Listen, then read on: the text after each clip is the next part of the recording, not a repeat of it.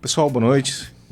Estamos aqui novamente no Espaço Conecto, um oferecimento da construtora IPEX e um espaço aqui ao qual nós recebemos aqui nossos colegas de trabalho, nossas pessoas de convivência, que estão no dia a dia traçando nossos objetivos, né, à frente dos nossos obstáculos, né? E hoje eu tenho a honra aqui de receber o Luiz Schneider, né, da SP Capital, parceiro nosso, um amigo, considero um amigo, uma das mentes mais inteligentes da área de estruturação de operações que eu, nos meus 35 anos aí, eu tive a oportunidade de conhecer. E a gente vai tratar hoje no mercado de capitais na construção civil, né? Não é uma situação muito distante. Na realidade, a construção civil, o mercado imobiliário depende de agentes financeiros, depende de fundo financeiro. É a nossa briga o dia a dia, né? De encontrar alternativas para que a gente consiga aí dar continuidade aí na nossa construção. Luiz, prazer em te receber aqui. Vamos conversar, vamos colocar o que a gente tem aí para fora. Ramon, obrigado pelo convite, me sinto lisonjeado, na verdade.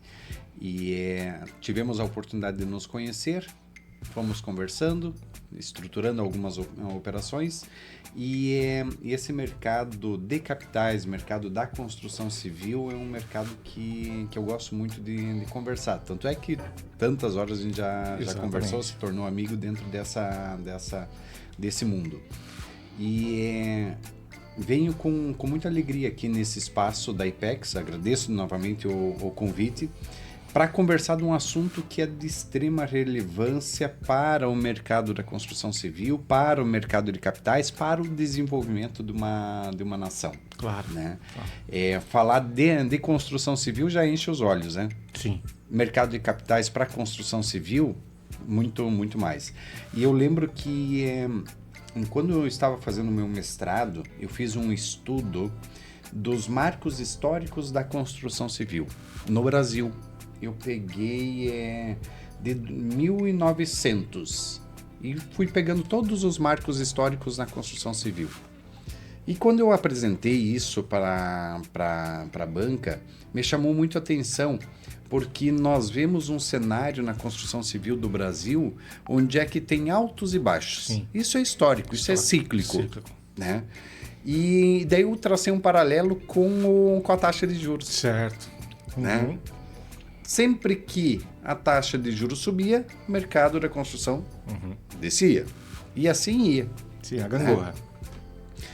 Por quê? Porque isso está muito relacionado à taxa de juros com o mercado de construção civil. E quando eu terminei a apresentação, o professor Sausen, ele fez uma observação. Luiz, tu fez o estudo do mercado da construção civil de praticamente um século, né? Um século e pouco, trazendo esse histórico, mas esse histórico não é uma característica exclusiva da construção civil brasileira. Isso é uma característica da construção civil no mundo, porque nós estamos falando de uma atividade que demanda de um capital gigantesco, porque a construção civil é cara, no mundo. Né? Por mais que grande parte dos produtos sejam commodities, mas a construção civil demanda de um fluxo de caixa gigantesco, de um volume gigantesco. Então, sempre que nós falar da construção civil, nós vamos estar falando também, direta ou indiretamente, da taxa de juros. Claro. Porque para a construção civil acontecer, depende de capital, depende de funding, depende de recurso. Quando a gente fala de recurso, a taxa de juros alta ou baixa, ela sempre vai impactar. Sempre. Né? Então, só para fazer uma pequena introdução ali, que esse estudo eu já fiz e me deu muita base para entender a importância do mercado de capitais para esse segmento. E como tu enxerga esse atual cenário? Porque o que nós conversamos e falamos há pouco, né? A indústria da construção civil, o mercado imobiliário, é o último vagão do trem, né? É o último a entrar na crise e é o último a sair da crise. E como você mesmo falou, demanda de muitos recursos, uma geração de caixa muito alta, até porque o retorno é de longo prazo, né? Você tem um ciclo muito grande, né? Um empreendimento residencial aí, você entre a concepção, A compra do terreno, a concepção, a construção, né, da incorporação, construção, e tu começar a realizar em torno de uma média de 72 meses.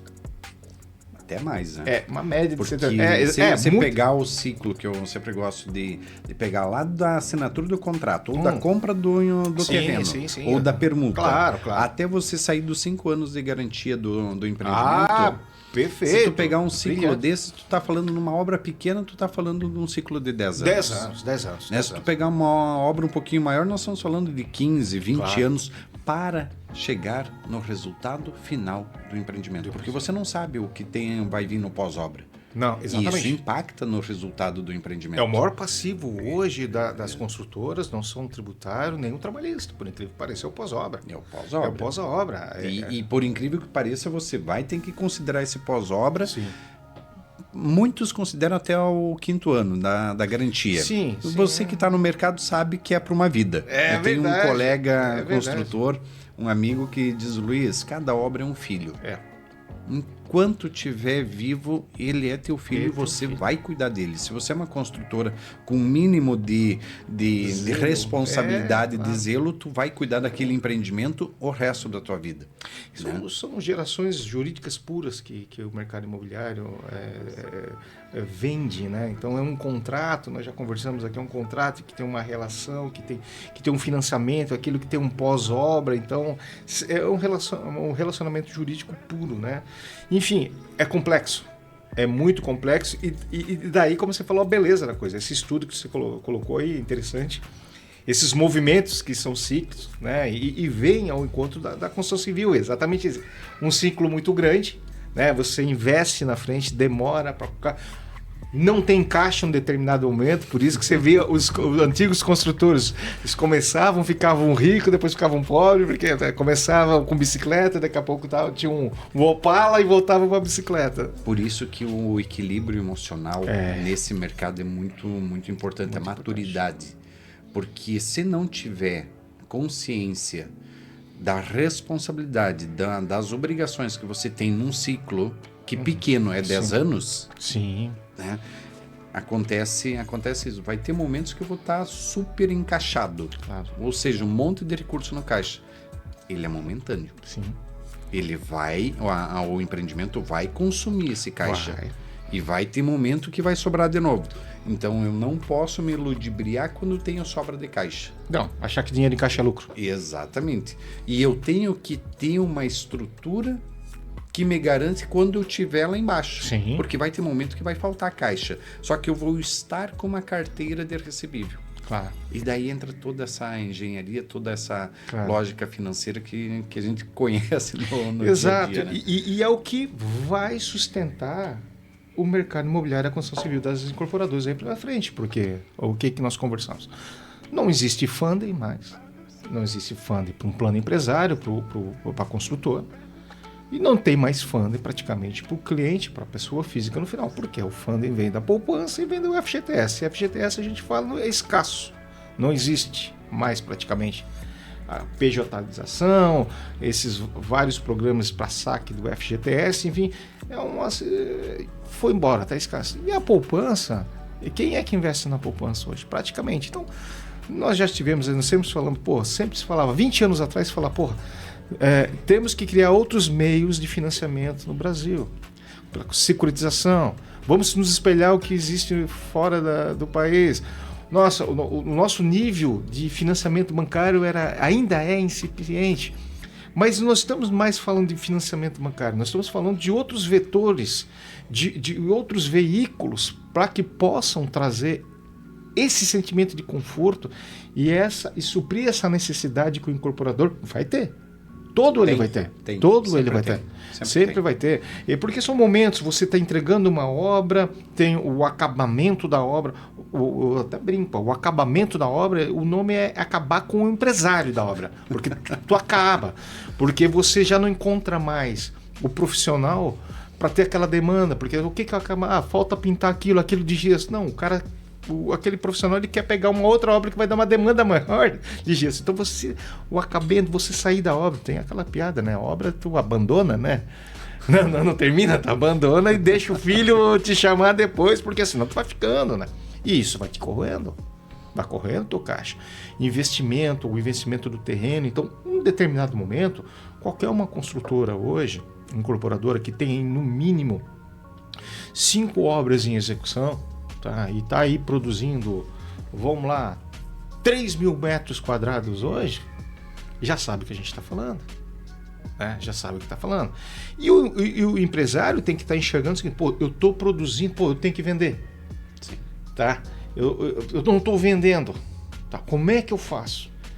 E aí entra as arquiteturas, engenharias financeiras que a gente fala todo dia. E esse momento que a gente está aqui hoje é exatamente para colocar o seguinte, porra, como é que a SP Capital pode ser útil? Como é que... Aliás, eu posso responder, eu sou teu cliente, mas vamos falar um pouco do mercado. Como é que o mercado de capitais pode ser útil para essa, não vou dizer nem alavancagem, que não é uma alavancagem, é perpetuar, é recompor o teu fluxo de caixa em cima de um ativo que é teu. Sim. Eu gosto de usar o termo equalização de caixa. Porque não é alavancagem, não é uma alavancagem. equalização. Pensa o seguinte, que eu vou ter altos e baixos. Sim. Altos e baixos. Isso é natural. É natural. Né? Então, o que eu preciso? Eu preciso ter um equalizador de caixa, Sim. não um alavancador. Sim. Eu apenas equalizo, porque eu tenho dentro da minha estrutura o caixa ou a carteira que eu preciso para executar o empreendimento. O detalhe é que ele está deslocado em relação à execução. Então, o que eu preciso? Eu preciso de um equalizador, Claro. que vai equalizar esse fluxo de acordo com o meu cronograma físico. É o de dente do execução. serrote, né? Isso O mesmo. fluxo de caixa Isso- de uma isso construtora é um dente de serrote. Isso mesmo. E daí vamos trazer um pouquinho uma retrospectiva. Claro. Hoje nós temos um cenário no Brasil onde é que a gente ainda tem uma estrutura extremamente bancarizada. Perfeito. Essa semana, pegando uma matéria do exame, ainda nós temos 76% do mercado de crédito brasileiro concentrado no sistema banco, Banco. Né? né? Que financia apenas 10% do mercado imobiliário brasileiro. Isso é muito pouco. Tá, e por que esse sistema bancário financia tão pouco do mercado imobiliário? Né? Sendo que é uma atividade que demanda de muito recurso, Claro. que demanda de financiamento, inclusive para que as vendas aconteçam. Aí nós temos que voltar um pouquinho no histórico brasileiro. Tá? Vamos voltar um pouquinho lá para trás. Nós tivemos em 1997, a lei da alienação fiduciária. Sim. Que se nós olharmos numa retrospectiva Brasil, é recente, né? Em 97, vai daqui 2 anos faz 30 anos, até 97 o que acontecia? A construtora não podia vender a prazo, o banco não podia financiar, Sim. porque se o comprador entrasse no imóvel, não conseguia tirar ele de lá. Claro. Ele não pagava, Claro. o banco não conseguia tirar, a Sim. construtora não conseguia Sim, tirar. sim. Logo, o que acontecia? A construtora não vendia prazo, ou não Sim, deixava não. ele entrar antes da quitação, e o banco simplesmente não financiava. Não dava porque crédito. se ele entrava, não conseguia mais tirar. Não conseguimos tirar. O cara não pagava, o cliente não pagava e ferrou. Sim. Então o banco não financiava. Sim. Aí entrou, olha só, em 1997 para 98, entra em vigor no Brasil a alienação fiduciária. Sim. Ou seja, que acelerou o processo de despejo. Né? Não pagou em 3 meses, tira. Sim. Opa, isso moralizou, equilibrou. Faz a um consolidação pouquinho de propriedade no- até no registro de imóveis. Exatamente. Então foi um primeiro grande marco na construção civil. Sim. Então, olha só, antes de 97 era quase impossível vender a prazo, Claro. ou deixar o cliente entrar, ou até o banco financiar. Sim. Beleza. Por que os bancos financiam tão pouco? Já tem um ponto aqui. Ponto aí. Beleza, quando entrou isso aqui em vigor, isso resolveu boa Sim. parte da construção civil, só que daí tinha um outro problema. Se a gente lembrar e olhar para a história, nós temos a história da Incol, de 94, onde é que caiu as torres lá no Rio de Janeiro, mais de 60 mil famílias ficaram Sim. prejudicadas por causa Sim. disso, e o Brasil percebeu que precisava ter uma legislação específica para o segmento. Claro. né? Uma segregação contábil, um apartar a obra da construção, da construtora. Afetação do patrimônio. Isso. E daí em 2002 entra em vigor a Lei do Patrimônio de Afetação, que segrega o empreendimento, segrega a contabilidade do empreendimento do restante da construtora, da incorporadora. Sim. Ou seja, organiza um pouquinho as finanças do empreendimento. Ou seja, agora eu não posso mais pegar o dinheiro de uma obra para cobrir outra, que pega e cobre outra. Claro. Agora está segregado. Opa, já organizou um pouquinho mais, né? Já fica mais atrativo para o investidor. Já deu transparência a essa atividade. Sim. Perfeito. Não bastante, nós ainda tivemos um outro problema depois disso. O que foi? Distrato. Sim. Por quê? Porque a construtora vendia, o cliente comprava, no meio do caminho o cliente se arrependia, ouvia que talvez aquilo lá não era exatamente o que ele estava procurando. Exatamente. Rescindia. Entrava na justiça, o juiz mandava rescindir, devolver à vista a integralidade do recurso corrigido. Corrigido. Pensa fazer isso numa construtora. Imagina. Você pega de uma hora para outra, devolve o valor que eu te paguei, à vista corrigido. Corrigida. O que acontecia? Quebrava com as construtoras. Com certeza. Aí não então, olha só, nós estamos falando de 2018. 2018, até. 2018, gente, isso é ontem. É ontem. Né? Então, 2018, vamos dizer que a gente fechou juridicamente as portas, as janelas que estavam abertas no sistema que impediam o financiamento. Claro. Deixavam um risco muito grande. Sim. Então, 2018 para cá, estruturou. Só que o que acontece de 2018 para cá? Os bancos, 76% do crédito brasileiro, que seria um instrumento de financiamento, começam a ter saques na poupança, saques no FGTS, e o recurso que deveria financiar desaparece. Ou diminui consideravelmente. Desidratou total essa carteira. Exato. Não existe, né? Então, olha só, aonde que nós vamos buscar recurso para financiar uma atividade extremamente importante no PIB brasileiro, que demanda de um recurso gigantesco, se eu não posso com o banco? Que o banco vem reduzindo o seu recurso para essa atividade. Né? Precisa surgir um novo mercado. Claro. Né? Onde é que surge esse novo mercado? Mercado de capitais. No mercado de capitais. Ou seja, busca-se recurso privado para financiar essa atividade. Assim como já acontece em economias desenvolvidas. Vamos pegar o mercado imobiliário americano. Em torno de 80% a 85% do mercado imobiliário financiado. Contra 10% no Brasil. Olha a diferença. Sim, e 10% agora, porque em 2000, quando eu entrei nessa área, em 2005, 2006, era 4%. Exatamente. Mais que dobrou, mas é nada. É nada. É nada no tamanho do mercado. Do Brasil, quando você tem 70%, em alguns países da Europa, como a Suécia, 80%. Né? Enfim, e olha o tamanho do... Aí o pessoal, não, mas peraí, os países europeus são pequenos. Os Estados Unidos, o que é? Né? Então é muito, como você falou, a nossa fonte era muito restrita. E isso impedia o desenvolvimento, até a escassez de moradias no Brasil ficava limitado a determinações governamentais, isso é muito pouco.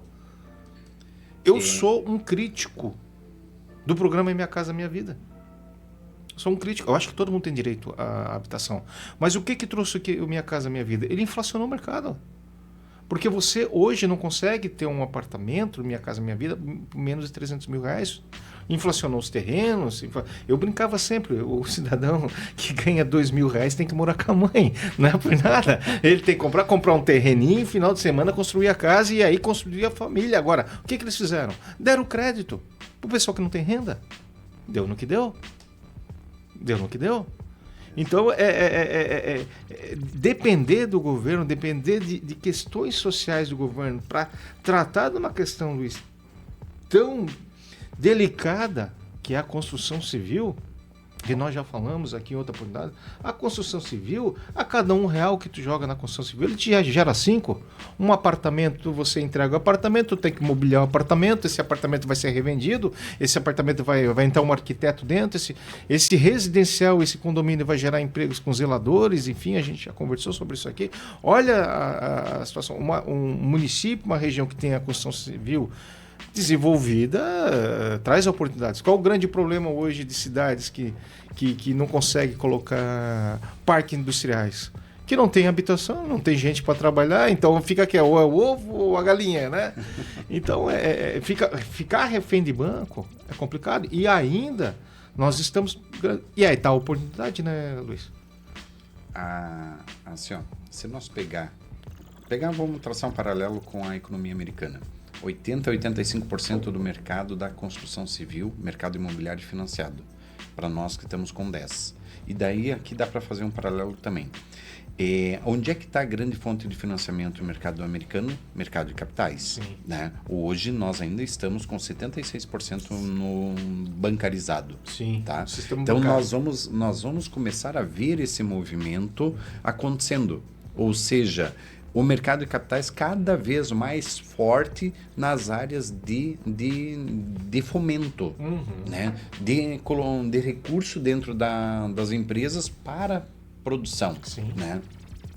E daí cabe um paralelo aqui também, quando a gente vê esse mercado com 10%, apenas 10% do mercado imobiliário com financiamento, imagina se nós aumentar 1% o financiamento. Com certeza. Onde é que vai parar esse nosso mercado imobiliário? Sim. Onde é que vai parar o preço do nosso mercado imobiliário?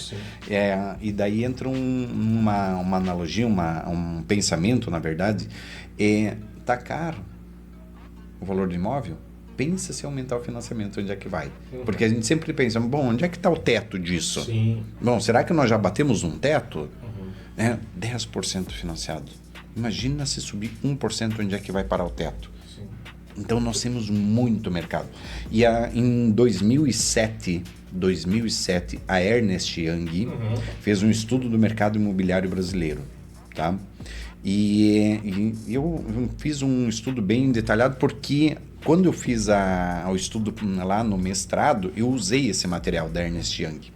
E a Ernst Young dizia, nesse estudo de 2007, que o Brasil venceria a coabitação em 2023 se continuasse no ritmo construtivo que nós estávamos na época. Não sei se vai lembrar, mas começou a dar o boom da construção civil, porque entra governo, estabiliza a inflação, estabiliza a economia. Estabilizou, o cara investe, né? É normal. Começa a surgir crédito e a construção civil começa a bombar. Sim. Nós estamos falando de 2007, 2008, quando começou o boom da construção civil no país. Vendia tudo. Exatamente. Por quê? Porque existe uma demanda reprimida gigantesca no mercado imobiliário. E a Ernst Young trouxe esse levantamento, que o Brasil venceria a coabitação. Coabitação é antes do déficit habitacional. Coabitação é duas famílias habitando um mesmo teto. Né? Então, no volume construtivo que estava, venceria isso em 2023. O que aconteceu em 2012? O Brasil travou. Né? Ou seja, toda aquela atração que existia foi travada. Sim. Então, onde é que nós vamos parar com a coabitação? Quando é que nós vamos vencer ela? Não sei. Foi bem para frente. Então, assim, ó, o tamanho do mercado que nós temos para a construção civil é gigantesco. Com certeza. Tem muito espaço para ser construído, tem muita demanda reprimida. Sim. Só que essa demanda reprimida depende de recursos. Quando nós vemos agora um mercado surgindo, onde é que nós temos outras fontes de financiamento que não mais só banco, né? E o banco, aqui entra um parênteses, o banco faz um papel estratégico, um papel fundamental na economia, não tem nada contra o banco. Não. O banco, assim, ó, por muito tempo e vai por muito tempo fazer o trabalho fundamental. Só que nós não podemos depender de um único sistema de financiamento. Exato. Nós precisamos outras estruturas de financiamento. Aí que começa a surgir o mercado de capitais. Para suprir essa demanda reprimida que nós temos. Né? E que sairá dali um recurso que tanto nós precisamos, Claro. não só para a construção civil, mas para todos os setores da economia. Sim, né? sim. Que é o fomento. Sim. Qualquer lugar do planeta só se desenvolveu mediante crédito. Claro. Então, ter crédito em abundância é sine qua non para o desenvolvimento. Né? Eu preciso de recurso, eu preciso de crédito, essa abstração de mercado para gerar desenvolvimento. Daí entra toda aquela preocupação, nós temos que baixar a inflação, conter a inflação, Sim. baixar a taxa de juros para que a gente tenha uma estabilidade, olhar para o longo prazo, tudo aquilo que a gente sempre conversa. Sempre conversa, enfim, são situações que aí não depende depende do dever de casa de quem está à frente agora, que até agora não tem feito e não vai fazer também. Mas também não dá para a gente ficar esperando eles cumprirem o Não dever dá de casa. para ficar esperando, porque daí entra naquele assunto que nós estávamos falando antes. A construção civil, ela é cíclica e os ciclos da construção civil são muito longos. Sim. Então você entra... Vamos pegar um empreendimento, 10 anos. 10 anos. Você começa um empreendimento com o governo, troca governo, entra governo, troca governo de novo e Sim. você ainda não saiu daquele Não saiu. empreendimento. 2 presidentes de um governador ou 2 governadores e um presidente, duas Copas Copas do Mundo e uma Olimpíada e vice-versa. Exato, e tu não saiu de um mesmo Exato. empreendimento ainda. Exato. Então os ciclos são muito grandes. Claro. Por isso que a gente diz, a construção civil demora a entrar na crise. Sim. Mas também quando entrar, ela demora, é a última a sair a dela. última a sair. Então os ciclos são muito grandes. Né? E daí vamos lá, quando a gente fala de fundo de investimento, e principalmente fundo de investimento em direito creditório, que é o que Sim. eu estou falando aqui, qual que é a função de um fundo de investimento? Principalmente olhando para a construção civil. O que acontece? Vamos lá para a prática. Eu compro um terreno, ou permuto ele, Sim, faço o projeto, sim. faço a incorporação e vendo. Né? Já vendo o empreendimento, projetando que eu vou começar a construção dele em 3 anos. Então eu ganhei ali 24, 36 meses de tempo. Sim. Aí eu tenho mais um ciclo de execução. Vamos dizer um ciclo curto, 48 meses. 48 meses. Ou 60 meses, 5 anos de execução. Então eu já tenho 60 mais 36, eu estou falando de 96. 96. E depois ainda tem o pós. Eu posso. Né? Então são ciclos grandes que eu preciso equalizar o meu caixa. Quando eu lanço um empreendimento, eu já tenho que pensar que eu estou pensando num ciclo grande. Por isso que o mercado aqui atua com prazos maiores de pagamento, mas todos planejados. Só que invariavelmente vai acontecer de faltar recurso. Sim. Porque na construção civil, pegar aquele teu exemplo do serrote, né? Vai ter momento que eu vou fazer o lançamento do empreendimento, eu vou ter caixa, só que de repente eu começo a execução do empreendimento. E começo aonde?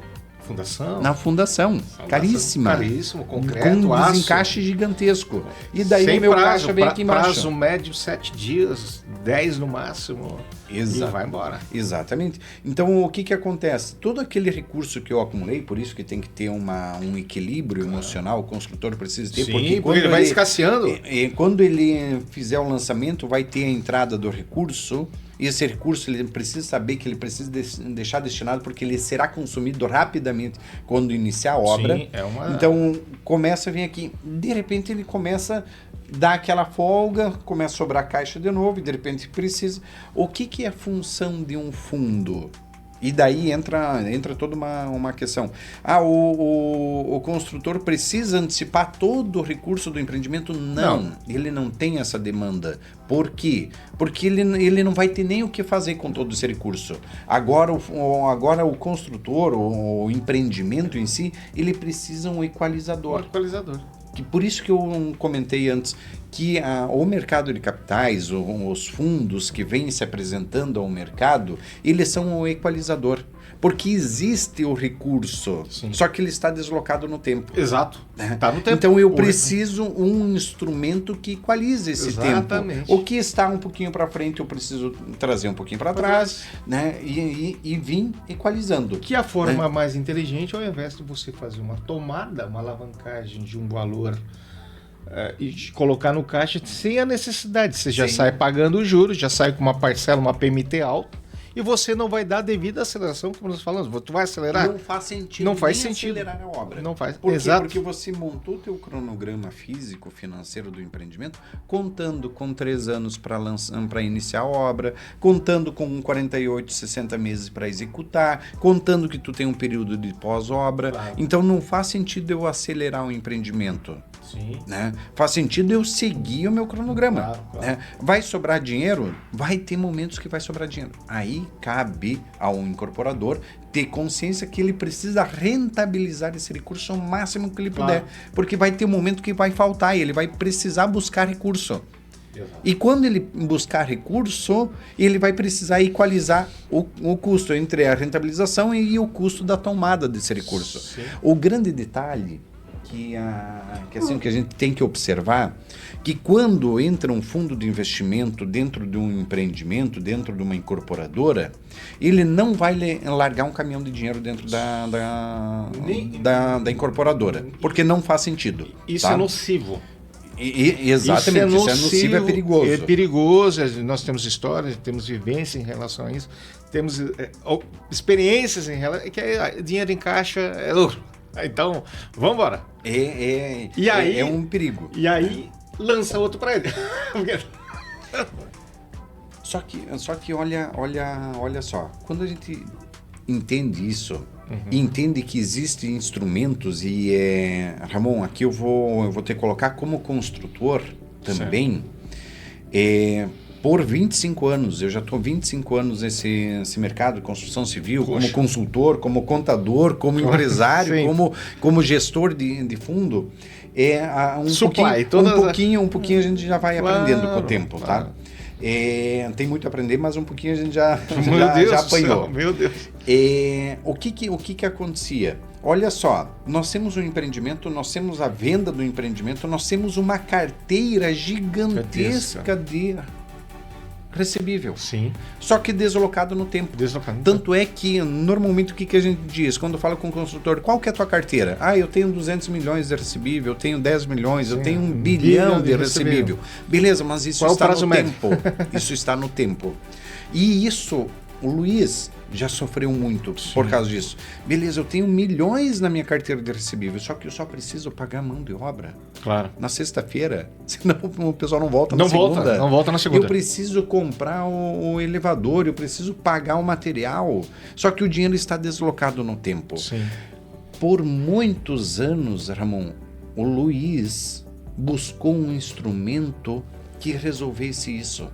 Porque eu vou para o banco, como eu tenho um projeto, eu tenho um terreno lá, tenho um projeto, é difícil levantar recurso. Sim. E ainda um recurso rápido. Sim. Porque eu preciso o recurso muitas vezes de um dia para o outro, no mesmo dia.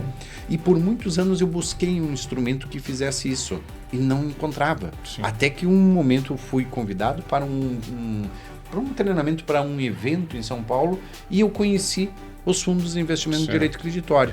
Quando eu olhei isso, eu pensei, cara, peraí, o que eu mais tenho é direito creditório, porque eu tenho todo o meu empreendimento vendido. E na hora eu fiquei na dúvida, será que isso é verdade? Né? E eu estava num evento do Hernani Desbezel, que é um consultor do segmento de fundos no Brasil, uma referência. Sim. E no intervalo eu falei, Hernani, me diz uma coisa, isso aqui funciona para construção civil? Ele olhou para mim, sim, Luiz, é para isso. É para isso, exatamente para isso. Né? E daí eu pensei, gente, o que eu procurei, porque isso foi em 2022, o que eu procurei por 22 anos eu encontrei. Porque o que eu mais tenho, o que a construção civil mais tem é direito creditório. Tem um monte de contrato lá. Claro. Só que ele está deslocado no tempo. Se eu achar um instrumento que me equaliza isso, eu resolvo um segmento. Quando eu entrei nessa área, foi em 2006. Então, eu vim do varejo, trabalhei para a Rede Supermercados, Angelone, Gias, trabalhei para o Banco Merrill Lynch, enfim, trabalhei com combustível. Quando eu fui para a área de construção, eu imaginei, não, peraí, a construção, quando você conhece, tem garantia, né? Existem dentro do portfólio do sistema bancário, deve ter vários produtos.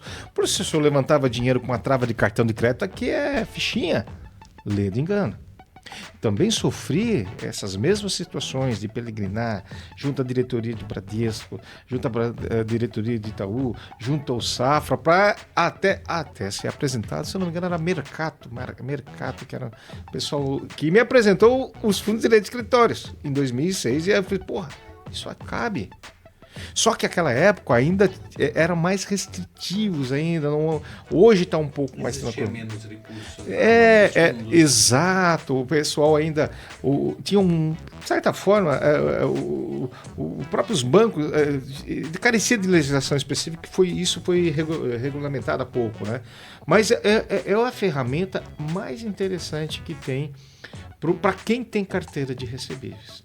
Não faça capital de giro, não coloque dinheiro que você não precisa no teu caixa. Não, porra, você tem lá 100 milhões no tempo, né, no prazo de 80 anos. Eu vou levantar 20 milhões e botar no meu caixa. Tu precisa desses 20 milhões? Quê? Pra quê? Mês que vem tu já tem uma PMT de 1 milhão.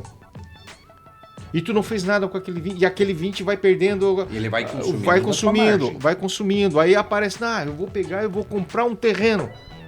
Calma, tu não precisa, tu tem que terminar a obra, né? Tu vai resolver. E essa formatação é fantástica, porque como você mesmo falou, você não endivida a empresa, você vende um ativo. Exato. Você vende essa é a grande diferença, que é por isso que assim, já se anuncia como o grande fomentador, claro, o grande instrumento de crédito, sim, no Brasil, que está surgindo, que é os fundos de investimento de direito creditório. Porque, olha só o que acontece.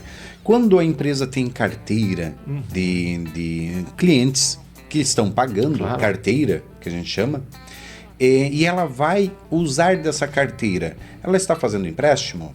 Não. Ela está fazendo financiamento? Não. Ela está fazendo CDC? Não. Ela está pegando o que é seu. Sim, ela está tirando lá contabilmente da carteira de recebíveis, geralmente é lançado de clientes, no circulante ou no circulante, ele tinha lá 5 milhões lá, ele tá baixando e tá botando no caixa, e tá botando no caixa. Isso mesmo. Ele tá tirando, exatamente, ele tá pegando uma obrigação futura, um crédito futuro, e tá trazendo a presente. Exatamente. Perfeito. E por incrível que pareça, ainda existe muito tabu em cima disso. Total. Meu Deus. Porque, claro, nós temos toda uma história no Brasil, claro, de bancarização. Sim. Eu trabalho. Olha como é forte isso. Eu posso trabalhar com o banco, sim, mas com o que é meu, não. Já se deu conta disso? Sim, se deu conta, sim, o quanto é forte esse tabu? Claro. Eu posso ir lá no banco, tomar recurso, pedir, me ajoelhar na frente do gerente e suplicar por algum recurso, mas pegar o que é meu, eu não posso. Sim. E esse isso que eu vejo como um grande tabu que aos poucos está sendo quebrado. Outras indústrias já entenderam isso, já trabalham isso tranquilamente. Imagina um parque industrial de 200 milhões, tu vai colocar recurso próprio, como? Vai faltar dinheiro para a produção? Exatamente. O próprio varejo, né? Os supermercados, há 20 anos atrás, faziam as suas lojas. Hoje não, eles preferem colocar, vai investir 100 milhões numa loja, coloca em estoque. Vem uma operação de BTS, de build to suit, alguém vai fazer. Alguém que é do business, né? Que é um outro negócio que também tá ali o mercado de capitais, gera dividendos, né? Você tem aí fundos que dão rentabilidade de fundos exatamente disso.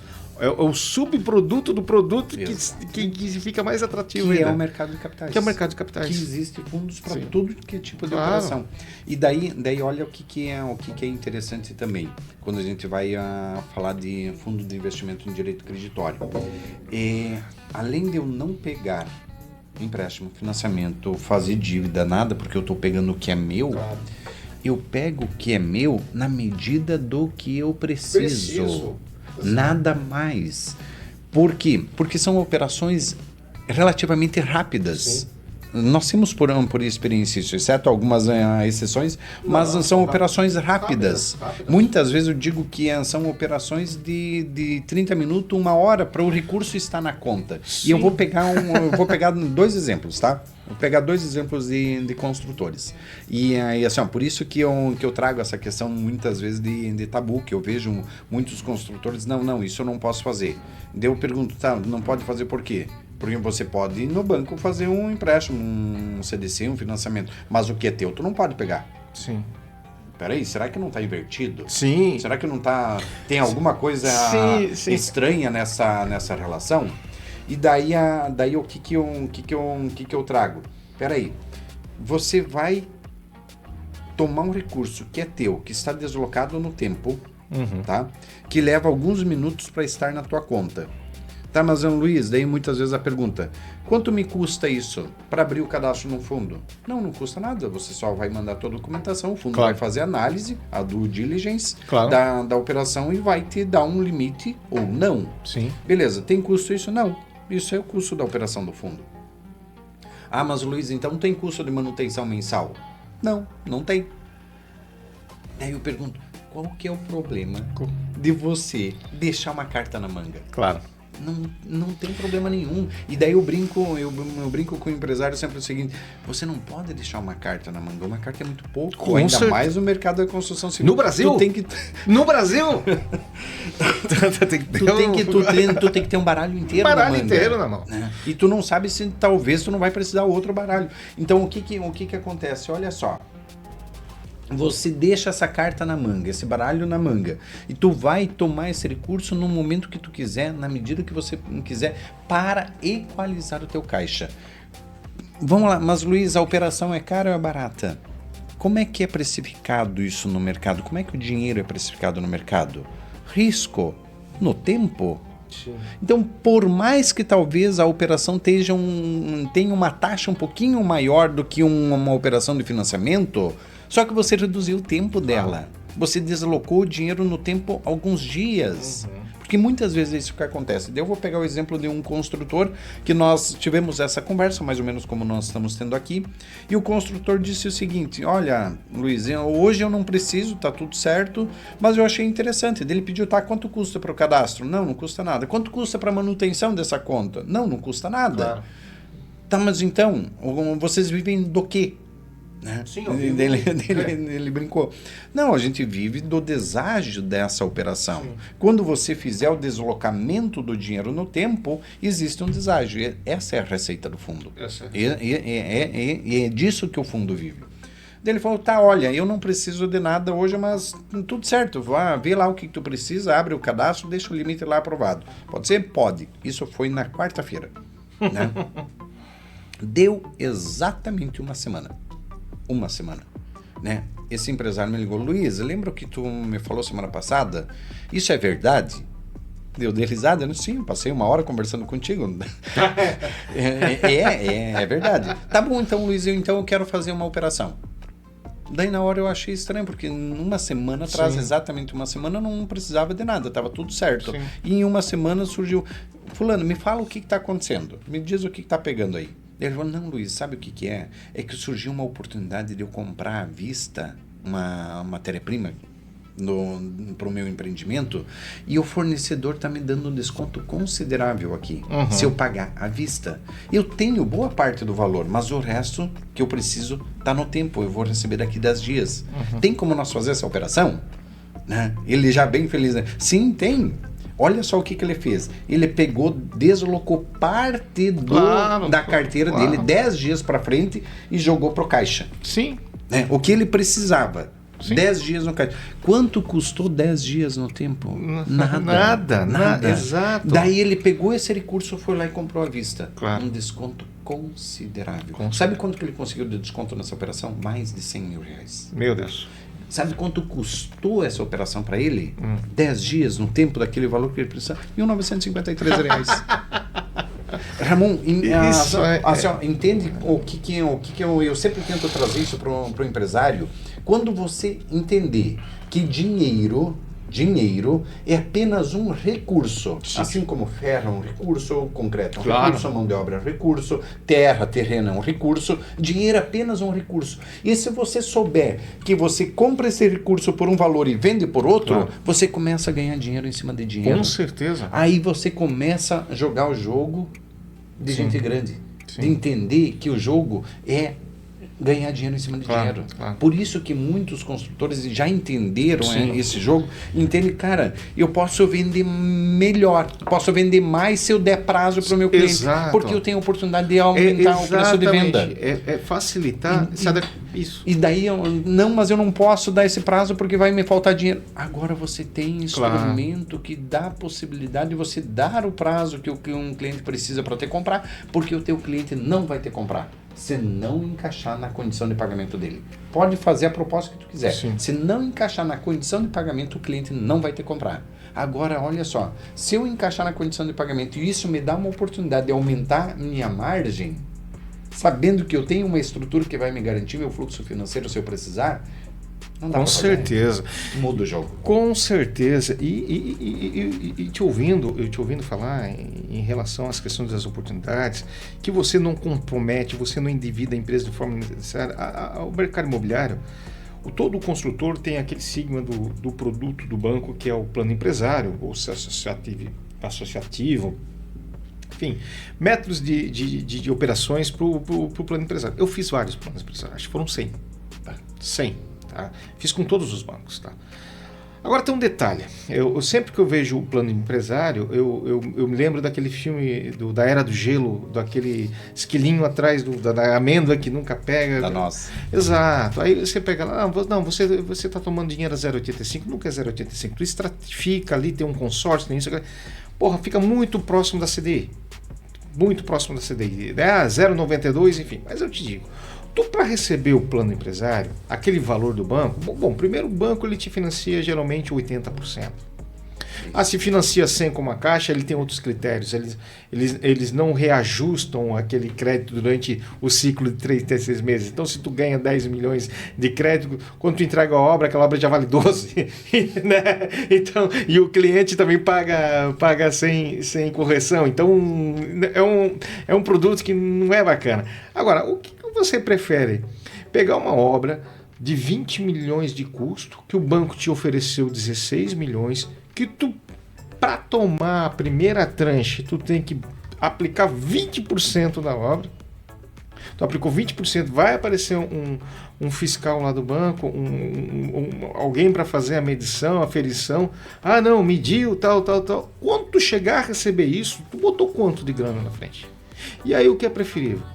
Tu pagar CDI mais alguma coisa e fazer uma operação e o dinheiro estanque está na tua conta, ou tu esperar esse ciclo que às vezes leva 1 ano na construção civil para te receber essa primeira tranche. Aí, com a palavra, o empresário. Aí, com a palavra, o empresário que não dorme, que toma Lexotan, que fica todo dia chamando o gerente lá da instituição financeira, ele solta aqui o teu contrato, é 10, é 15, é 20% e tal. E tu tá vendo isso? Tá vendo a oportunidade de passar. Tu tá vendo o teu recebível tá lá, custodiado no banco, né? Entra ali, fica ali aquela entrada, né? Que não é o suficiente para te tocar a obra, meramente para te recolher os impostos, pagar os honorários de corretagem. Porra, para te ver qual é. Então, essa situação, quando realmente quebrar esse tabu, situações que eu só quebrei o tabu porque eu quebrei a cara. Sério, é só quebrar o tabu. Normalmente é na dor, mas né? A dor ensina o cara gêmeo, como eu te falei. Eu fiz tudo quanto é tipo de operação estruturada para operação na construção civil, até você ter a cabeça, eu não preciso de dinheiro. Eu preciso de um veículo. Eu preciso de um DeLorean do De Volta para o Futuro, que a hora que eu precisar do meu crédito, porque eu já vendi, a pior parte eu já vendi e a carteira está perfumando, eu trago. Só precisa um instrumento que desloque. Que desloque o instrumento que nós formatamos agora, cara, que tem a honra com a SP Capital junto com a IPEX, nós desenvolvemos um produto muito bacana. Eu sou prova, nós somos prova, a empresa prova que está muito satisfeita do que está ocorrendo e com certeza vai ser referência. Vai ser referência porque é exatamente isso. Não estamos endividando a empresa de uma forma desnecessária.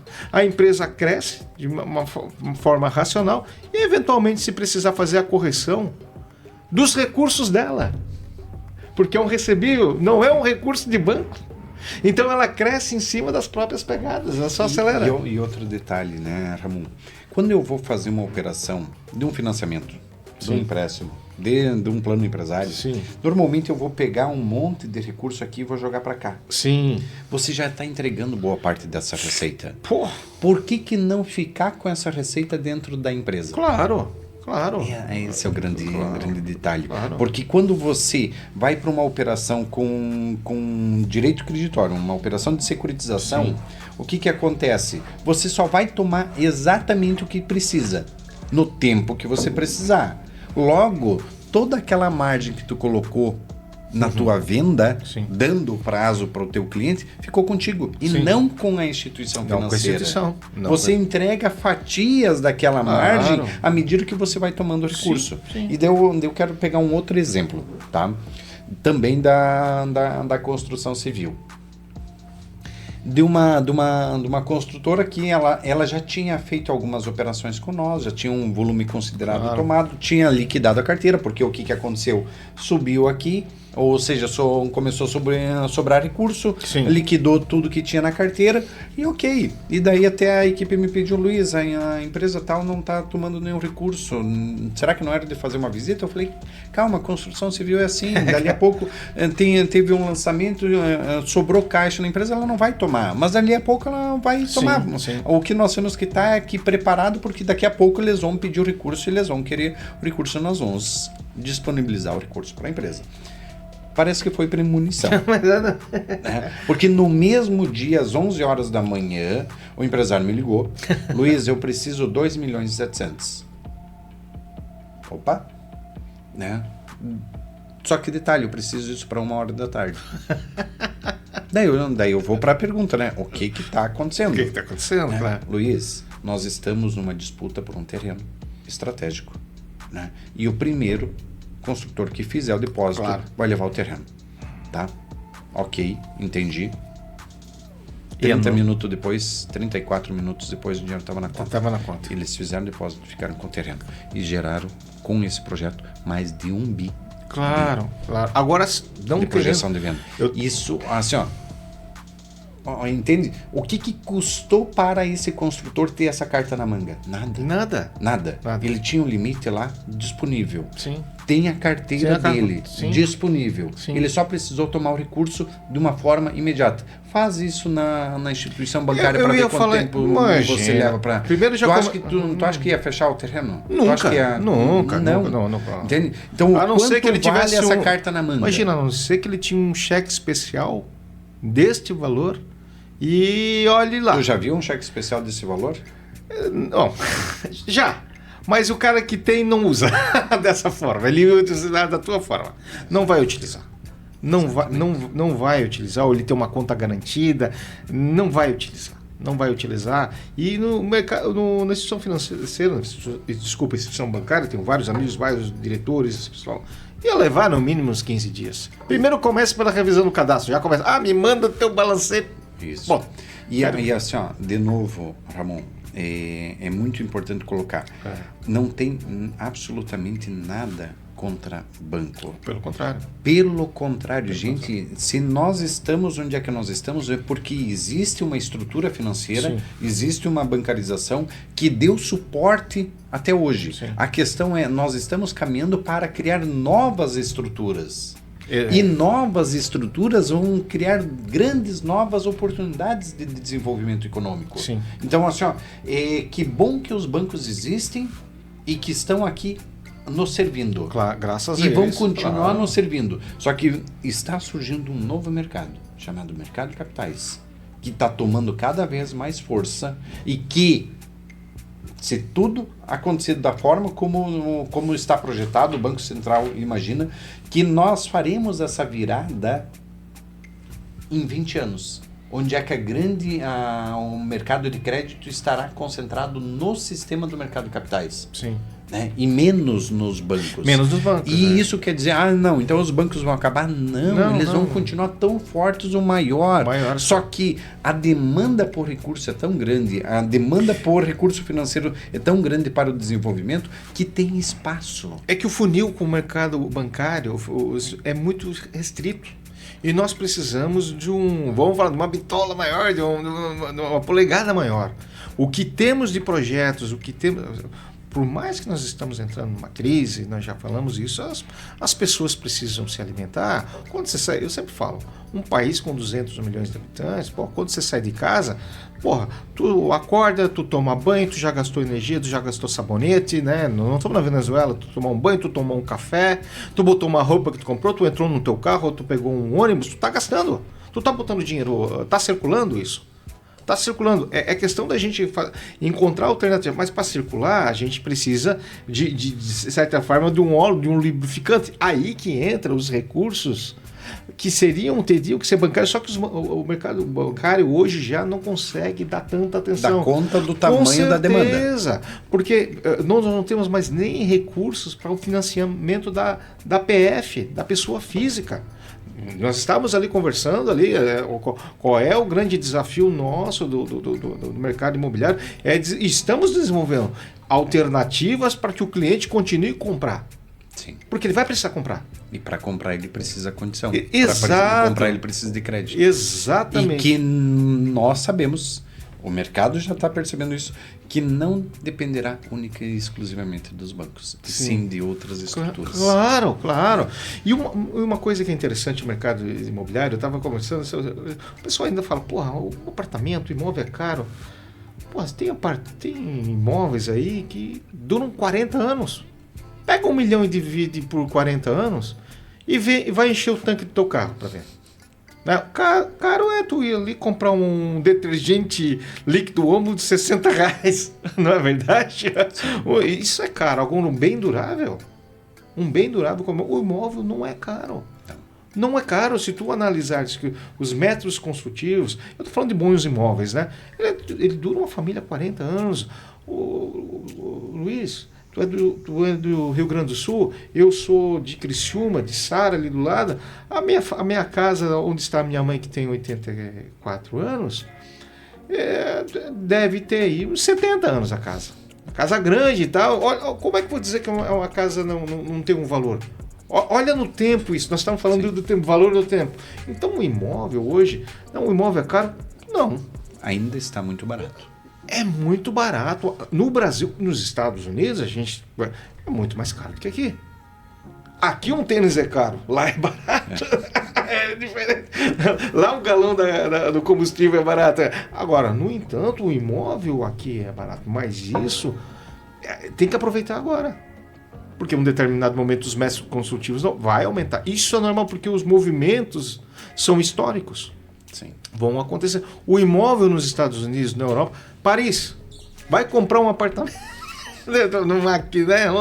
Vai chegar um momento, chegou um momento que lá o imóvel também não era tão caro. E vai chegar aqui, vai aumentar. Então quando você fala, poxa, o imóvel está caro, o preço metro quadrado, espera daqui a 6 anos para ver onde é que vai. Não vai reduzir mais. Não vai, porque o mercado de commodities, tu pode até colocar, olha, a soja está aqui, o arroz, a gente já viu o arroz para cima e para baixo, né? Outros produtos aí, enfim. Agora o mercado imobiliário, falar que teve uma redução do preço por 30% com outro, nunca vai acontecer. Nunca vai acontecer. Então, tomou recurso, está pagando juros, mas tu está incorporando imóvel para tua família, com certeza tu está fazendo um bom negócio, porque tu vai criar 30 anos ali no mínimo, né? No mínimo. Sim. E outra, esse imóvel é um imóvel que você pode usar ele como garantia. Claro. Então tu vai levantar recurso com ele também. Vai. E vai movimentar a economia. Tudo vai acontecer. E estão vendo novos produtos aí, claro, já existe, mas o Home Equity, são alguns produtos que os fundos, que as FDICs estão trazendo para a pessoa física que eles nem conhecem. Sim. Porque geralmente, não, eu não consigo refinanciar minha casa porque eu tenho que fazer um contrato de compra e venda, não, tu faz um Home Equity. Tem operações aí de saldo, né? Uma espécie de leasing back para construtoras. O empresário não precisa se desesperar para vender. Olha, sobrou imóvel, não vendi, deixa ali. Tu vai lá, faz uma operação, o aluguel dali paga e tu vende com calma. Tu mesmo, uma das primeiras conversas, para que nós vamos jogar o ativo fora? Exato. Para que eu vou tirar o ativo fora? Tranquilo, não se desespere.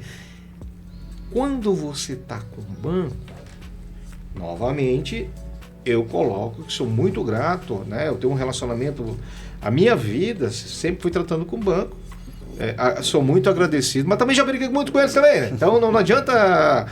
Quando você toma um recurso do banco no tempo, tu tem um prazo para entrega. E esse prazo de entregas, porra, sou obrigado a queimar isso aqui para entregar para o banco que ele quer. Sou obrigado a fazer a demanda mínima de um plano empresário. É aí que eu estou falando com o dono de empresa.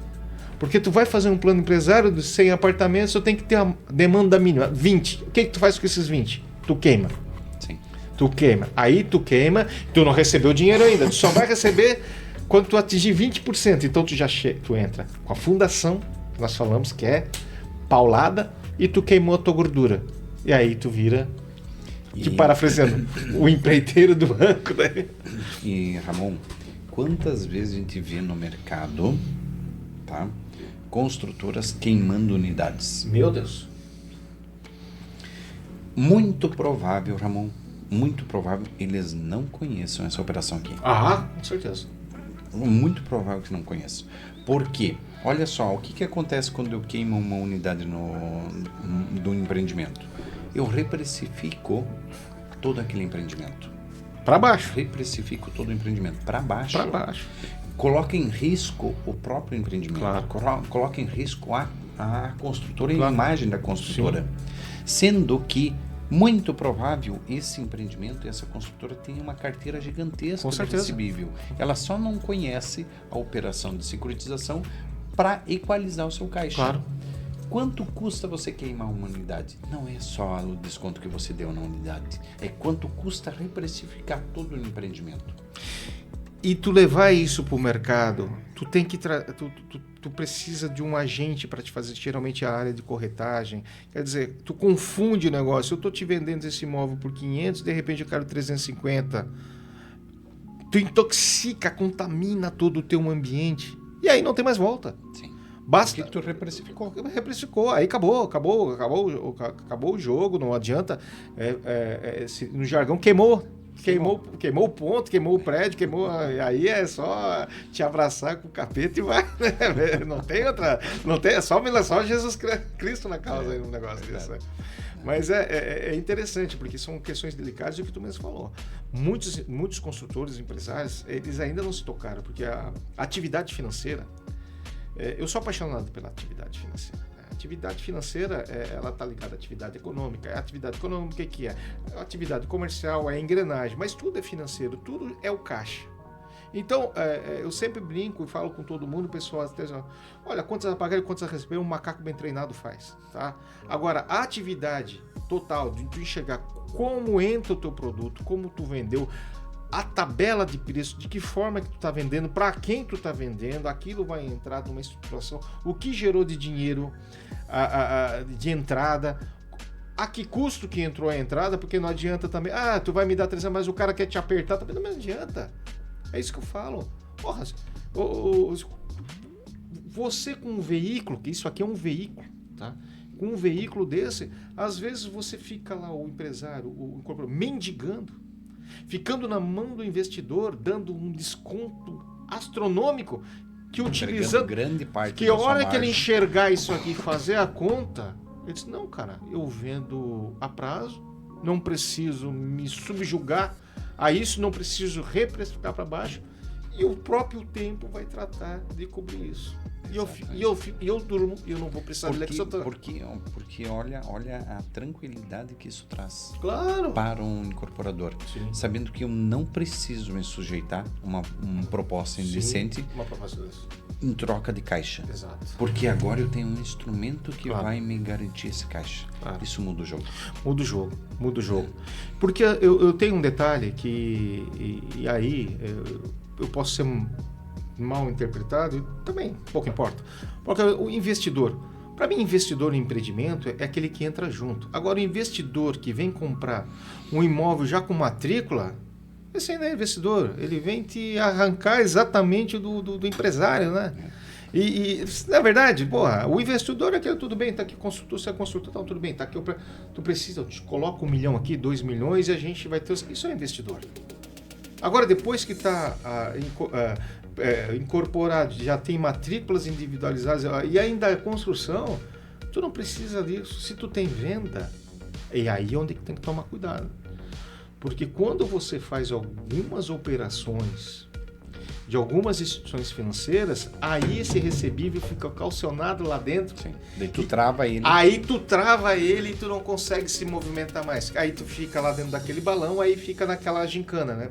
Tu tem que produzir, mas tu não produziu, mas eles não te liberam porque tu não produziu e tu precisa comprar o concreto no outro dia e tu não tem. Aí preciso pagar mão de obra. Preciso pagar mão de obra. E a tua carteira de recebível, que poderia rapidamente se transformar em dinheiro, está presa. Está presa em cima de uma medição que às vezes chega lá um profissional, essa janela eu não gostei. Não, mas eu comprei a janela, eu comprei as aberturas todas. Não, mas tudo bem, mas não está no meu cronograma. Aí tu tirou o dinheiro do caixa. Você sabe muito bem quando você fala em abertura de alumínio de vidro, é uma... Na realidade... Os principais itens da curva Meu Deus, nós falamos que nós compramos à vista, não é nem por questão de desconto, porque eles não dão, é para te manter, né? Porque não tem o produto. Então tem situações que não dá, você tem que antecipar o teu recurso, tu tem que pagar à vista para garantir que no acabamento da obra tu não vai te faltar as aberturas, cara. Aí vem aqui. Senão não fecha o prédio. Aí não tá no cronograma, isso aqui só vai entrar lá, mas tu tira o dinheiro do caixa, como é que faz? Aí tu começa a arrombar o fluxo do caixa.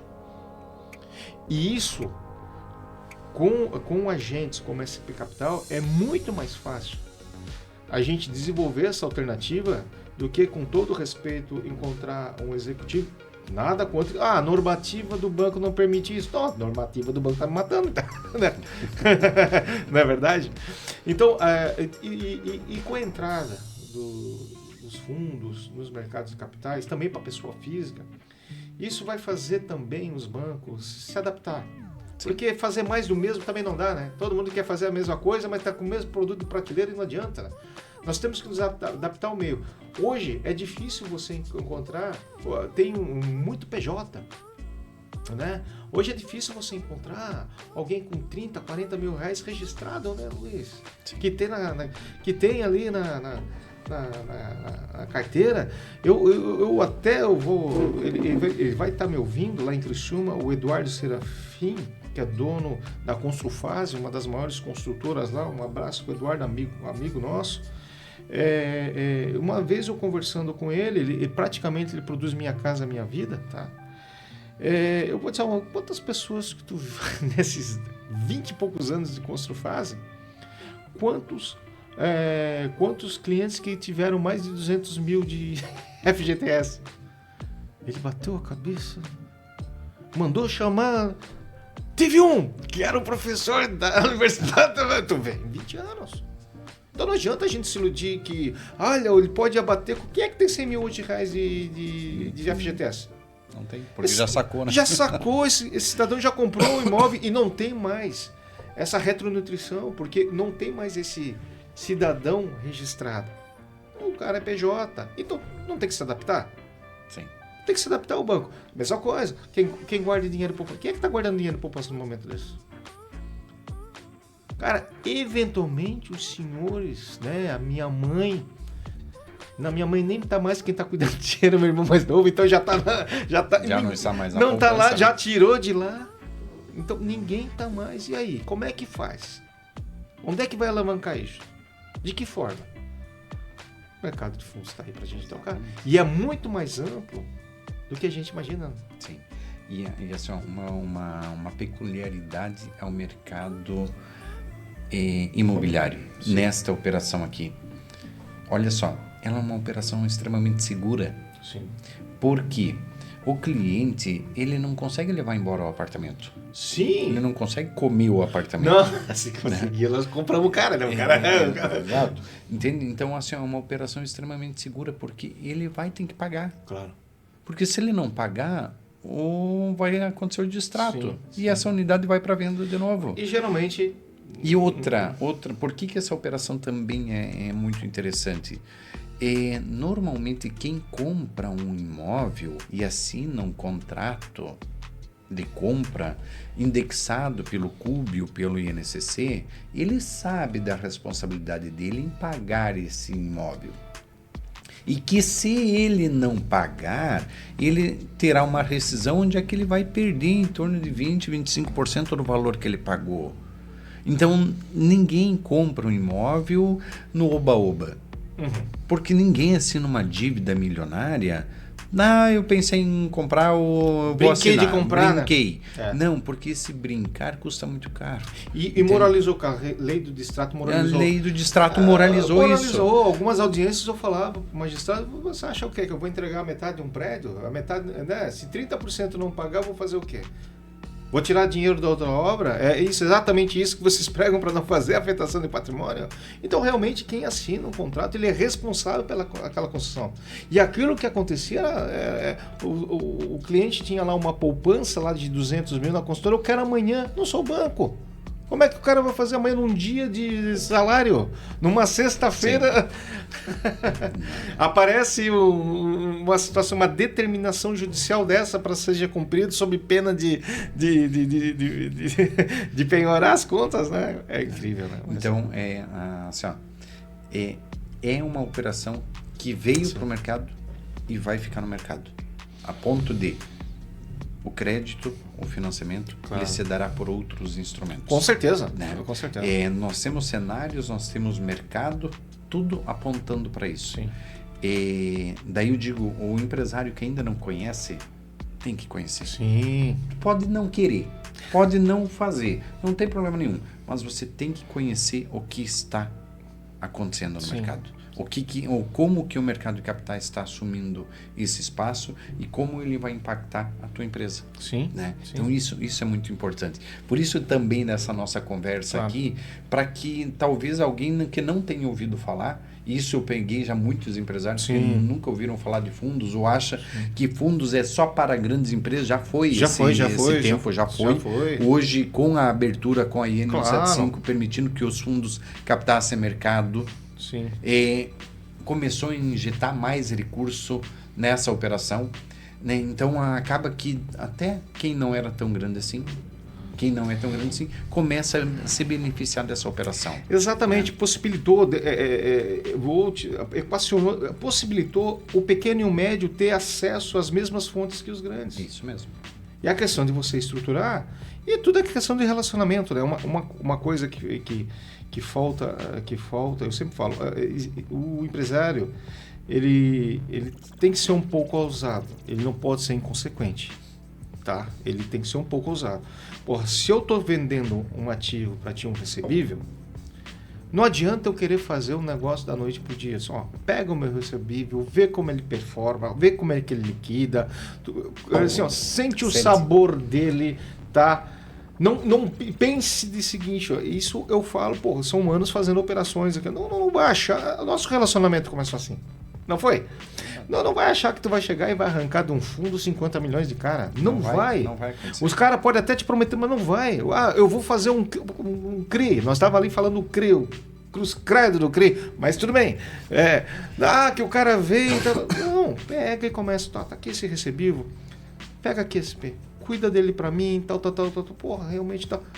A hora que for para fazer realmente, porque aquele seu cliente que tomou aquele 2, tu já conhecia o recebível dele. Se tu não conhecia, também. E ele já conhecia a operação. Exato. Aí é mais fácil. Não ia acontecer nada. Não ia acontecer nada. Então essa flexibilidade do fundo, ou mesmo te manda o fomento, depois tu me manda o recebível, é diferenciado. E essa construção dessa relação de confiança, ela se dá com o tempo. Né? Por isso eu digo assim, eu normalmente coloco para o empresário o seguinte: faça uma operação. Sim. Mas não preciso? Faça. Abre a estrada. Sim. Abre o caminho. Exato. Porque quando surgir uma oportunidade, você sabe que aquilo lá está ali. Claro. Rápido. Claro. Eu não abri o caminho, não sei.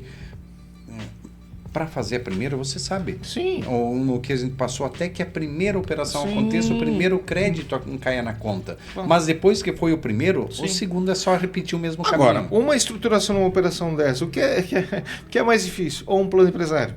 Ou um financiamento no BNDES? Aí, tu quer que eu responda? Ou um CRI? Não tenha dúvida. Nós estamos falando entre plano empresários ou financiamento à produção, operação de estruturação de capital de giro que seja no BNDES, via algum agente repassador, ou um CRI, no mínimo 6 meses. 6 meses tu morreu. No mínimo, Sim. se tu morresse. Sim. Fora o registro de imóveis. Sim. Que aí você Fora pega todos os registros. os imóveis, que tu pega né? os registradores criativos, né? Que manda trocar cédula, que acha que é a Santa Inquisição, né? E aí o cara morreu já. O cara já morreu, uma operação limpa. Né? O que nós estamos falando? De velocidade. Sim. O bem imóvel é móvel. Nesse caso do teu cliente. Porque se ele não comprar, alguém vai comprar. Tá passando na tua frente, cara. E sabe o que é interessante? Por exemplo, eu vou pegar uma outra situação de um construtor também. Chegou a sexta-feira. Pagar a folha. Sim.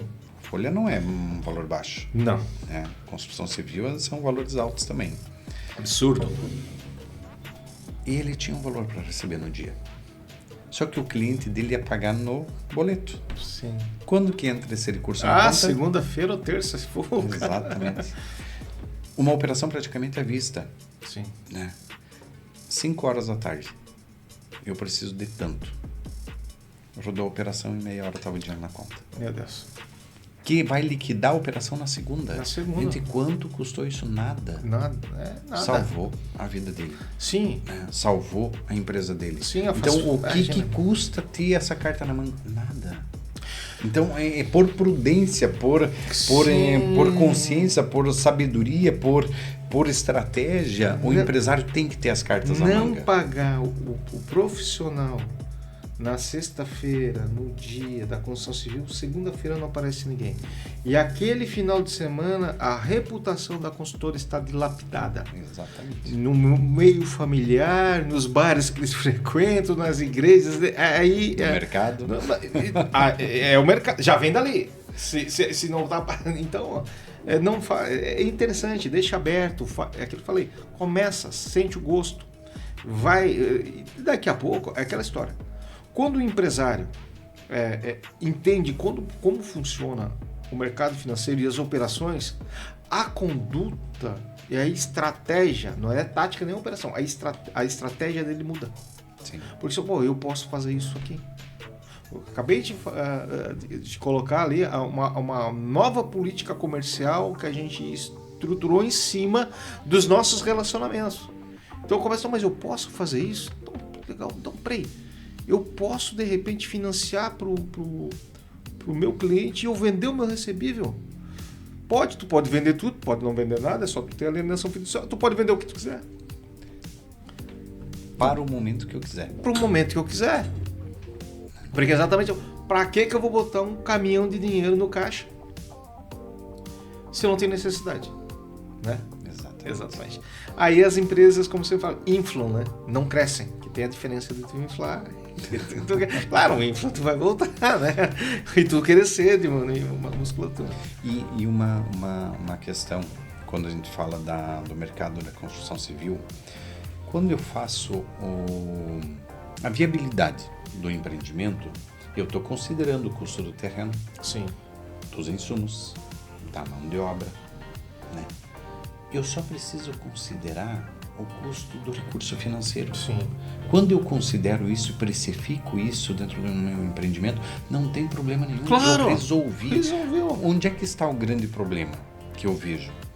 Não ter considerado no planejamento, na precificação, na precificação o custo de um insumo, claro, chamado recurso financeiro. Claro. Se eu precifiquei ele, tá ali, repassei isso para o meu cliente, tá tudo certo. Tá tudo certo. Né? O problema é, eu vou vender, mas eu esqueci de precificar o ferro.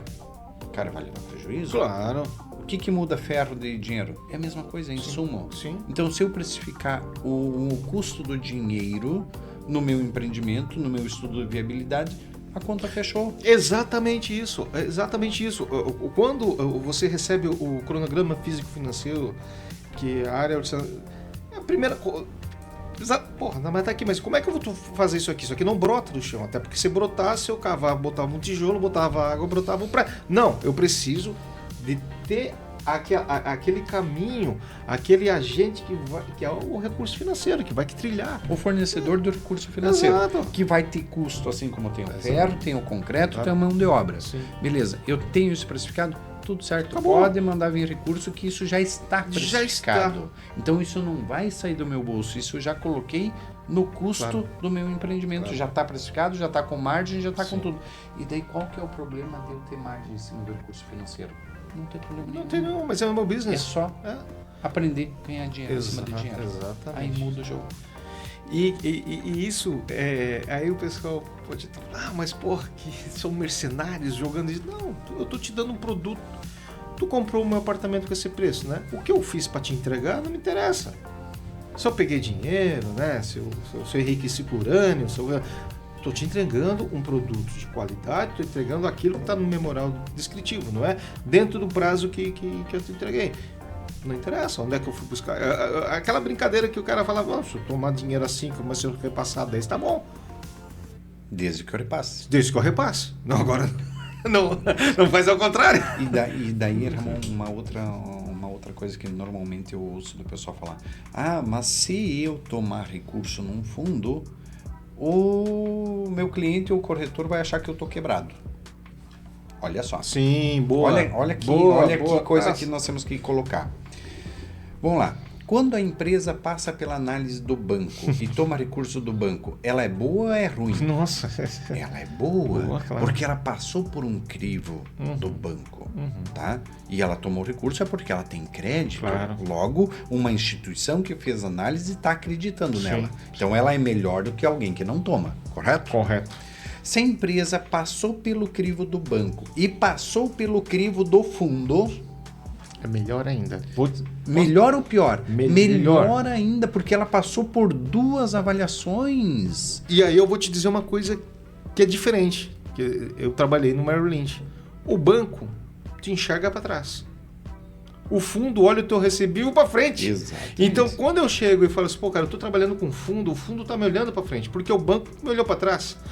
Atrás eu posso ter sido bom, pode ter sido ruim, enfim, vai olhar o que é o balanço. O que é o balanço? O que é que tá no teu balanço? Aquilo o que eu joguei para frente. Agora, o que tá no meu recebível? Pô, cara, você vendeu tudo e tá performando, ou seja, tá liquidando. Cara, olha o que esse horizonte que ele tem. Eu construí até hoje uma obra só. O banco vai lá e me dá R$1.000 de limite. Aí eu chego pro fundo, cara, eu tenho 100 mil vendido. O fundo vai me dar aquilo porque tá te olhando para frente. Isso. Então é uma situação que é o meu sentimento. Eu sempre preferi trabalhar com fundo, que o fundo te enxerga para frente. E o banco, ele te dá o rating do que foi Do passado. do passado. E daí assim, ó, por que é importante a gente discutir sobre isso? Quando vem um cliente comprar da construtora, ele consegue fazer a análise a tal ponto do jeito que o banco faz do passado, do histórico, ou do futuro, da forma como um fundo faz análise, a do diligence que a gente chama? Sim. Não. Mas se o banco fez e o fundo fez e está dentro da empresa, será que você não pode acreditar naquilo lá? Claro. Eu acho que tem muito mais credibilidade Total. do que aquele que não tem relacionamento com o mercado. Claro.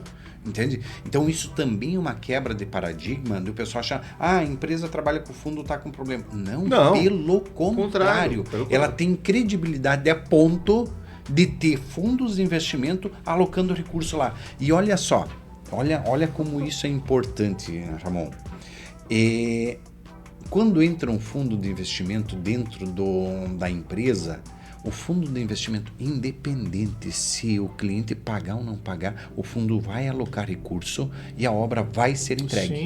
Sim, Tá? sim. Então, olha o grau de credibilidade, de segurança que o cliente tem no momento Sim. que existe um fundo lá dentro. Claro. Claro. Né? Isso é extremamente importante Com certeza. para que também as pessoas que vêm de fora, vêm comprar no mercado. Existe instituição financeira? Existe. Existe fundos? Existe. Sim. Opa, esse aqui eu posso acreditar, Claro. porque quem é especialista nisso já fez análise e já aprovou. Sabe disso. A Johnson & Johnson é uma empresa fraca. A General, eles usam fundos. Todos eles utilizam fundos. Né? Capital próprio, a Mercedes utiliza força, você sabe disso. Vamos lá. Daí é importante o que tu está trazendo, Ramon. Pensa o seguinte, olha só. Por que nos Estados Unidos, pegar como referência de país desenvolvido, por que atrás de toda empresa existe um fundo de investimento? Ah, sim. Para dar crédito. Gente, se eu tenho um produto que me deixa uma margem, vamos lá, 20%, 15%, que seja 10%, tá? Na construção civil a gente fala de margens um pouco maior porque o tempo é longo, né? Mas que seja 15%. Certo. Faz sentido, Ramon, pensa comigo, faz sentido eu não realizar 15% porque eu não quero negociar o que eu tenho dentro de casa, os meus ativos? Imagina. Cara, eu vou negociar os meus ativos com o fundo que está aqui e vou repetir os meus 15%. Tu acha que o custo do dinheiro custa 15%? Não. Pelo amor de Deus. Então, por que eu não vou realizar 15%? Sim. Porque eu tenho medo, porque vai me custar 1 ou 2%. Eu vou gastar 1, 2% e vou realizar 15% de novo. Sim. Gasto 1, 2%. Transforma em novos ativos. Eu multiplico. Os ativos. Onde é que estão as grandes multinacionais do planeta? Estados Unidos. Claro. Por quê? Porque atrás de toda empresa existe um fundo garantindo uma matéria-prima base, recurso financeiro. Quando eu tenho a matéria-prima base satisfeita, qual que passa a ser o meu próximo desafio? Expansão. Isso. E eu vou expandindo. Quando der o meu limite geográfico do meu país, eu vou para outros países. Exato. E eu vou tomando mercado no planeta. Por quê? Porque a matéria-prima base, recurso financeiro está satisfeita. É jogar squash. Sabe, quando você tem, nós aqui no Brasil ainda já evoluímos, mas é tu realizar rapidamente com o recurso, né? E tu colocar... Volta a bola, volta. Aí tu tá o cara bom pra bater, mas aí é outra situação. Mas exatamente isso, tu vende teu ativo, traz de volta, tu vende teu ativo, traz de volta. E toda vez que você faz isso, você cria mais margem. Mais margem. E daí é o seguinte... O quanto isso dá de potencial de alavancagem. Quanto isso gera de potencial de exponencialização. Sim, de equalização. Isso. Só que daí é o seguinte, não, dinheiro eu não posso. Com os meus ativos eu não posso negociar. Sim. Porque isso não pode. Será que está certo? Será que não é um paradigma que nós precisamos quebrar? Sim, aí ele não dá o recebível e vai lá e dá a casa de praia dele garantir ou dá o carro. Não, olha, eu sempre brinco. Eu posso pegar o dinheiro no banco, mas eu não posso negociar o que é meu. Faz sentido? Não faz sentido. Cara, eu negocio o que é meu. Claro. Para não depender de ninguém. Claro. E quando eu faço essa operação, eu estou negociando o que é meu. Sim, que é a minha carteira. Eu não faço dívida, eu não faço financiamento, eu não faço CDC, eu não devo nada para ninguém. Sim. Porque eu estou negociando o que é meu. Sim, a carteira está ali, está Exato. performando. É o ouro. A carteira de recebíveis numa construção civil, na área de construção civil, que o prazo médio da indústria, do comércio é 30, 60, 90 dias. E a nossa, 60 meses, 72 meses, ou geralmente você tem até o pré-chaves, né, que é o 36 meses. Aqueles 36 meses ali, ou 24 meses, ou 48 meses, que você está bancando, recebendo aquilo ali para entregar para o banco, financiar, aquilo ali é um gargalo no consultor.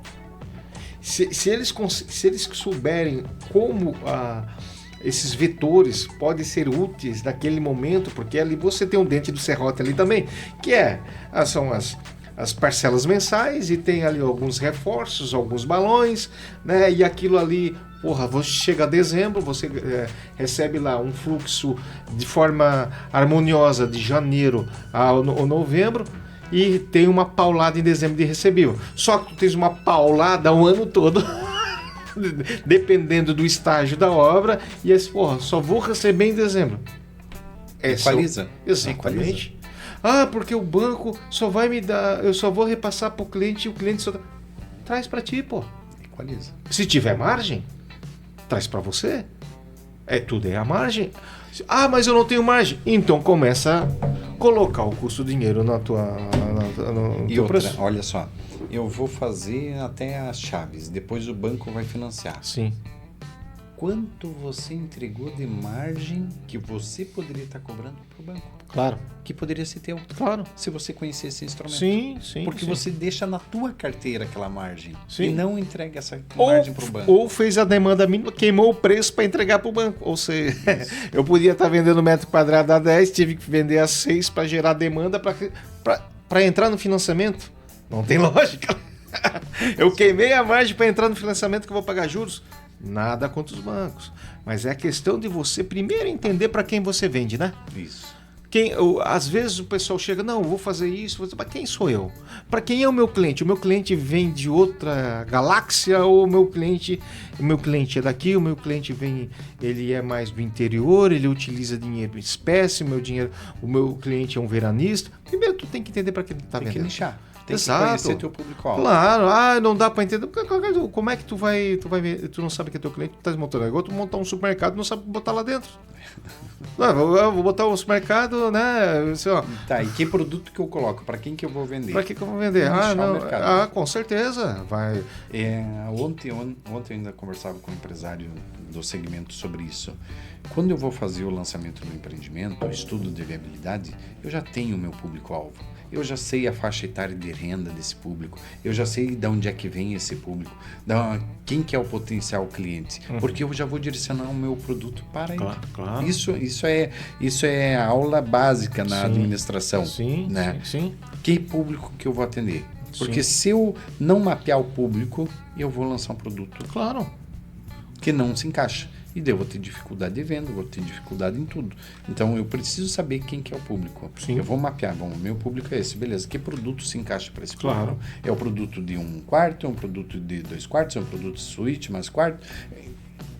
Qual que é o tamanho ideal da minha unidade para vender para esse público? Sim, né? É um público de mais idade, nós já estamos vendo os empreendimentos que estão voltados a um público de terceira idade, está quase na minha hora de um empreendimento desse aí, né? É um público mais jovem. Hoje, nós aqui em Ponte Ipex desenvolvendo, nós temos projeto com espaço com podcast, a gente está oferecendo isso porque a pandemia trouxe isso, o pessoal foi para o home office e começaram.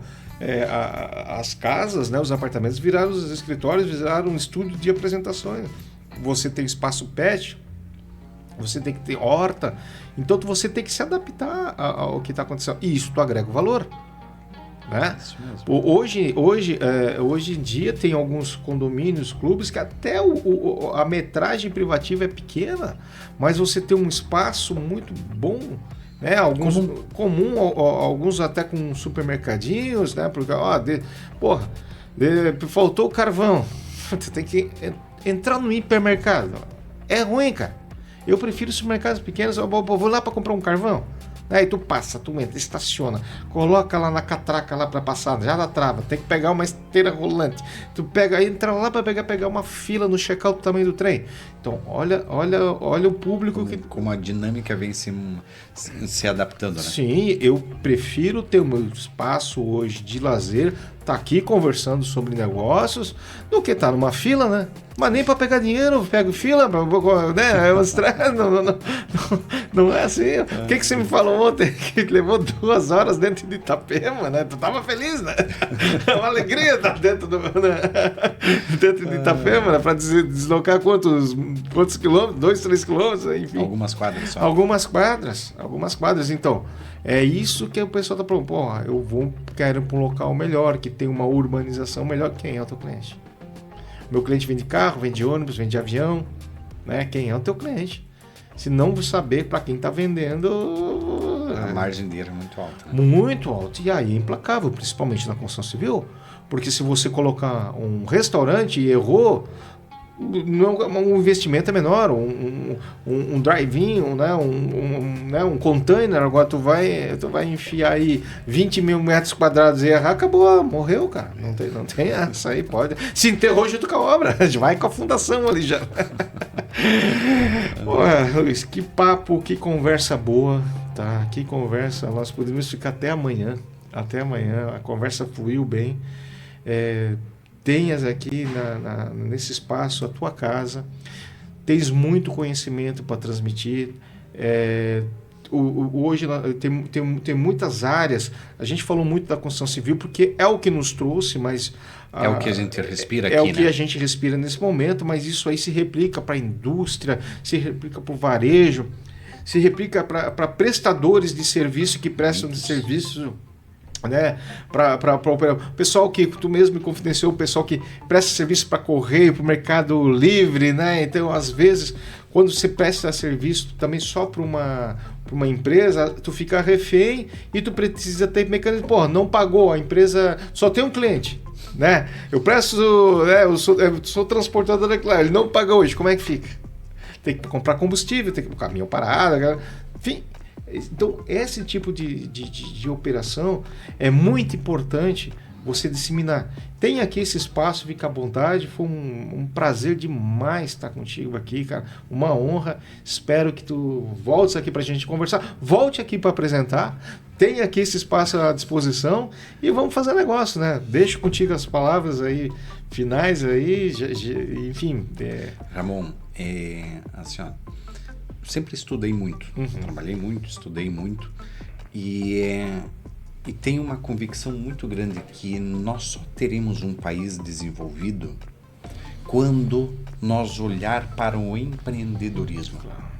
O único gerador de riqueza num país é o empreendedor. Sim. Né? Muitas vezes a gente acha, é o governo. Não, o governo só gasta. O imposto, que nós chamamos de imposto, na verdade é o gasto público. Claro. Que a gente chama de imposto, mas na verdade é o gasto público, né? O desgasto público. Exato. Né? Então, assim, o que desenvolve uma nação é o empreendedorismo. Claro. E por todos esses anos, tudo isso que eu já estudei fora do país, dentro do país, vendo uma questão de como que a gente ajuda empreendedores. Sim. Por isso que a gente tem como lema, missão, na SP Capital, fomentar empreendedores para o desenvolvimento. Essa é a nossa missão. Né? Porque a gente entende que toda vez, Ramon, que a gente colocar recurso, buscar recurso no mercado, alocar dentro de uma empresa, nós estamos gerando desenvolvimento. Claro. Porque esse recurso vai gerar produção, vai gerar PIB, vai gerar pagamento de funcionários, vai gerar impostos, vai fazer a economia acontecer. Exato. Né? E eu trabalhei por muitos anos como contador, como construtor, como consultor, e eu sempre chegava num ponto que era o seguinte, cara, quando falta dinheiro eu não consigo ajudar. Né? Eu posso fazer o planejamento estratégico que eu quiser. Sim. Se faltar dinheiro, tudo cai por terra. Claro. É o caixa que define. Sim, é aquilo que falou. O que manda na empresa é a coerência é o caixa. Exatamente. O que quebra a empresa é a falta de caixa, a falta de geração de caixa. E quando eu entendi que esse instrumento chamado securitização, que é vinculado através de um fundo de investimento, faz esse papel e que faz com que a empresa gere o caixa de dentro dela mesma, gente, isso aqui resolve muita coisa com dentro certeza. da economia. Né? E por isso que a gente tem como missão fomentar empreendedores para o desenvolvimento. E por isso, Ramon, agradecer o espaço aqui, essa conversa legal nesse período, para talvez disseminar um pouquinho desse conhecimento que talvez vai chegar no teu ouvido. E que vai fazer diferença. Assim como fez a diferença na minha vida e assim como a gente tenta proporcionar a diferença na vida de tantos empreendedores. Com certeza. Né? Se a gente disseminar isso e chegar a informação no ouvido certo, nós vamos ter um país melhor. Com certeza. E esse país melhor não depende de ninguém, senão do empreendedor. De a gente arregaçar a manga, levantar de manhã e trabalhar. Fazer as coisas acontecerem. Não depender de ninguém. É trabalhar com o cenário que nós tiver, fazer as coisas acontecerem. Ramon, de novo, obrigado pelo espaço, obrigado pelo tempo. Me sinto lisonjeado por estar aqui. Da mesma forma. Terminamos aqui mais um episódio aqui do nosso podcast. Conecta, agradecemos o pessoal. Até a próxima.